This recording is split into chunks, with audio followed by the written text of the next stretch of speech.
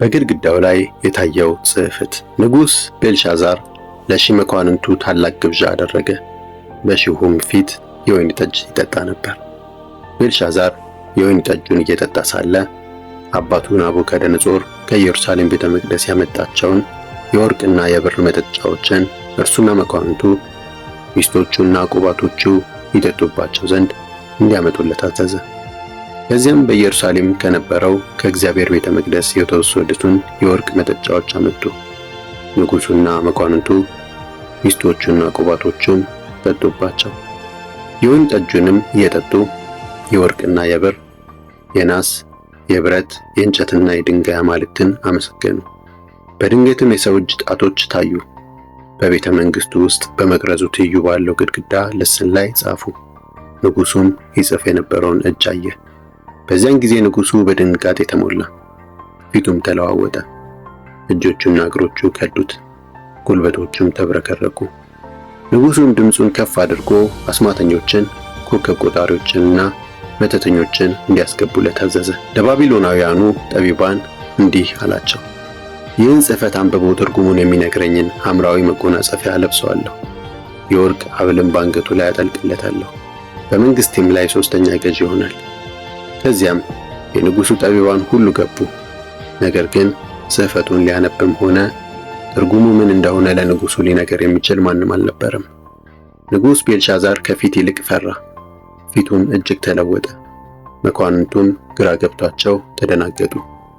ንግሥቲቱም የንጉሡንና የመኳንንቱን ድምፅ ሰምታ ወደ ግብዣው አዳራሽ ገባች።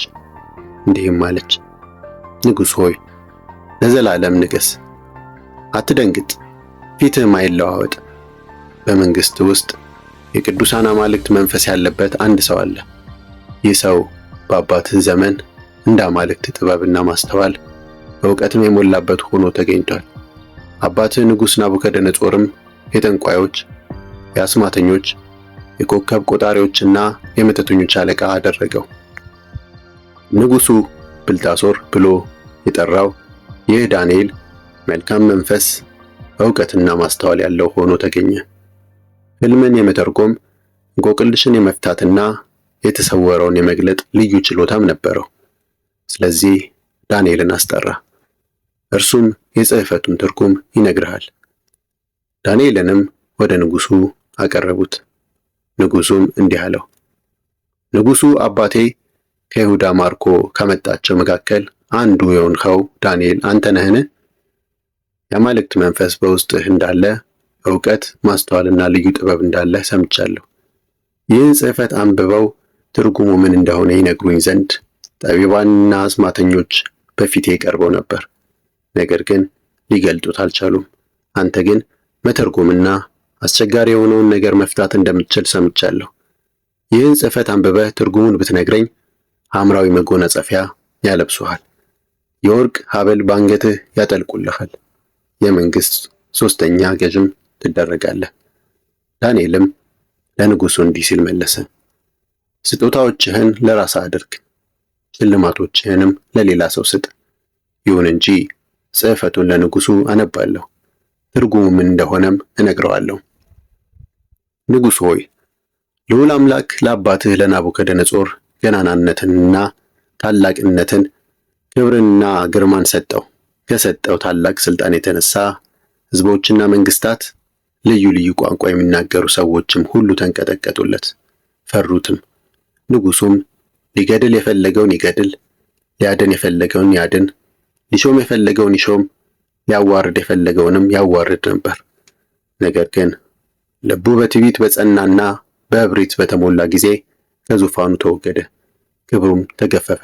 ከሰው መካከል ተሰደደ፣ የእንስሳም አእምሮ ተሰጠው፣ ከዱር አህዮች ጋር ኖረ፣ እንደ ከብትም ሳር በላ። ልዑል አምላክ በሰዎች መንግሥታት ላይ እንደሚገዛና እነርሱንም ለወደደው እንደሚሰጥ እስኪያውቅ ድረስ ሰውነቱ በሰማይ ጠል ረሰረሰ። ቤልሻዛር ሆይ አንተ ልጁ ሆነህ ይህን ሁሉ ብታውቅም ራስህን ዝቅ አላደረግክም።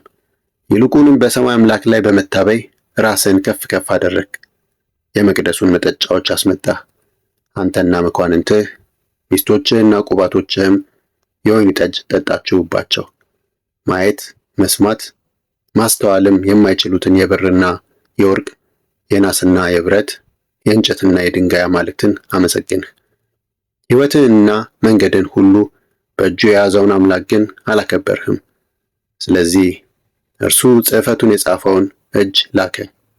የተጻፈውም ጽሕፈት ማኔ ማኔ ቴቄል ፋሬስ ይላል። የቃሉም ትርጉም ይህ ነው። ማኔ ማለት እግዚአብሔር የመንግሥትህን ዘመን ቆጠረው ወደ ፍጻሜም አደረሰው ማለት ነው። ቴቄል ማለት በሚዛን ተመዘንህ ቀለልህም ተገኘህ ማለት ነው። ፋሬስ ማለት መንግሥትህ ተከፈለ፣ ለሜዶናውያንና ለፋርስ ሰዎች ተሰጠ ማለት ነው። ከዚህ በኋላ በቤልሻዛር ትእዛዝ ዳንኤልን ሐምራዊ መጎናጸፊያ አለበሱት፣ የወርቅ ሐብል በአንገቱ ላይ አጠለቁለት። የመንግሥቱም ሦስተኛ ገዥ ሆኖ ተሾመ። በዚያኑ ሌሊት የባቢሎናውያን ንጉሥ ቤልሻዛር ተገደለ። የ62 ዓመት ዕድሜ የነበረው ሜዶናዊው ዳርዮስም መንግሥቱን ወሰደ።